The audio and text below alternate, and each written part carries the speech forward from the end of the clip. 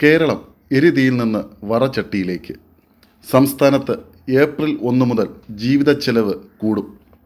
2024-25 സാമ്പത്തിക വർഷത്തെ ബജറ്റ് പ്രഖ്യാപനങ്ങൾ ഏപ്രിൽ 1 മുതലാണ് നടപ്പാവുക. ഇതാണ് കേരളത്തിലെ ജനങ്ങളുടെ ജീവിത ചെലവ് വർദ്ധിപ്പിക്കുന്നത്. സംസ്ഥാനം നേരിടുന്ന ഗുരുതര സാമ്പത്തിക പ്രതിസന്ധി മറികടക്കാനുള്ള ശ്രമമാണ് സർക്കാർ നടത്തുന്നത്. എന്നാൽ അത് ജനത്തിൻ്റെ നടുവൊടിക്കും എന്ന ആശങ്കയാണ് ഉള്ളത്. വില്ലേജ് ഓഫീസുകളിൽ നിന്ന് ലഭിക്കുന്ന സേവനങ്ങൾക്കുൾപ്പെടെ ഫീസ് ഏർപ്പെടുത്തിക്കൊണ്ടാണ് ബജറ്റ് അവതരിപ്പിച്ചത്.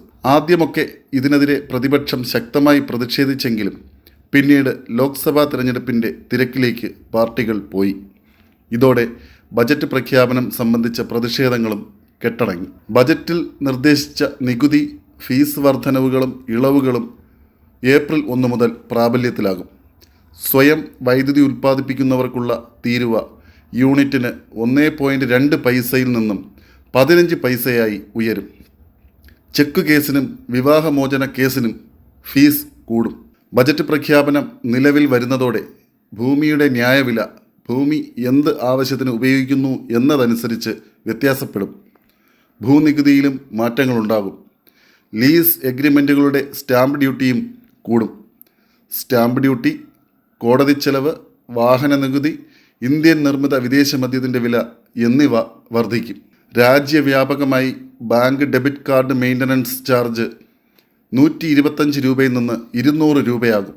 ബാങ്ക് വായ്പയായി എടുക്കുന്ന തുകയുടെ 0.1% ഭൂരേഖയുടെ പരിശോധനാ ഫീസായി നൽകേണ്ടി വരും. സോളാർ ഉൾപ്പെടെ വൈദ്യുതി ഉൽപ്പാദിപ്പിക്കുന്നവർക്ക് തീരുവ 1.2 പൈസയിൽ നിന്ന് 15 പൈസയാകും.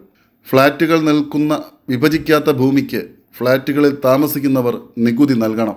റബ്ബറിൻ്റെ താങ്ങുവില 170 രൂപയിൽ നിന്നും 180 രൂപയാകും. സർക്കാർ ജീവനക്കാർക്ക് DAയിലും പെൻഷൻകാർക്ക് DR-ലും 2% വർധനവ് വരുത്തിയിട്ടുണ്ട്. പാട്ടക്കരാറിന് ന്യായവില അനുസരിച്ച് സ്റ്റാമ്പ് ഡ്യൂട്ടി നിലവിൽ വരും.